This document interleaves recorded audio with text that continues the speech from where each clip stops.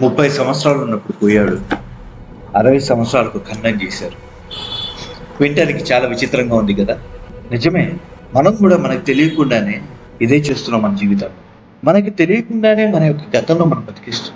ఒక విషయంలో మనకి తెలియకుండానే ఒక తప్పుడు నిర్ణయం తీసుకున్నాం. ఆ నిర్ణయంతో మనకి మంచి అయినా చెడైనా ఏదైనా జరగచ్చు. మంచి జరిగితే ఓకే, కానీ చెడు జరుగుతున్నప్పుడే ఆ విషయం నుంచి వచ్చిన అనుభవాన్ని మనం తీసుకోకుండా ఆ విషయం వల్ల జరిగిన నష్టాన్ని, ఆ నష్టం గురించి ఆలోచిస్తూనే మన ఫ్యూచర్ని మనం స్పాయిల్ చేసుకుంటాం. మీకు చిన్న కథ చెప్తాను. ఒక ట్రైన్ డెస్టినేషన్ వైపు వెళ్తూ ఉంది. ఆ ట్రైన్లో ప్యాసింజర్స్ అందరూ హ్యాపీగా నిద్రపోతుంది. సడన్గా ఆ ట్రైన్ పొలాల వైపు వెళ్ళడం బిగినైంది. ఆ లోపల ఉన్న ప్యాసింజర్స్ అందరూ లేచి పెద్ద పెద్దగా అరుస్తున్నారు. వాళ్ళకి ఏమవుతుందో తెలియట్లేదు. తర్వాత మళ్ళీ ఆ ట్రైన్ నార్మల్గా పట్టాలు ఎక్కేసింది. తర్వాత స్టేషన్లో ఆ ట్రైన్ ఆపేశారు. అక్కడున్న ఆఫీసర్స్ అడిగారు, అరే ఏంట్రా నువ్వు పొలాల వైపు తీసుకెళ్ళారు ట్రైన్ అని అడిగారు.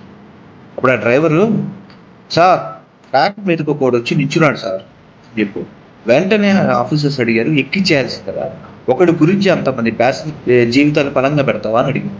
అప్పుడు ఆ డ్రైవరు, సార్ వాటి మీదకి ఎక్కించేద్దామని అనుకున్నానండి, కానీ ఆ ఏడియట్ పొలాల వైపు వెళ్ళి అని చెప్పేసరికి ఆఫీసర్లు అందరూ షాక్ అయిపోయారు.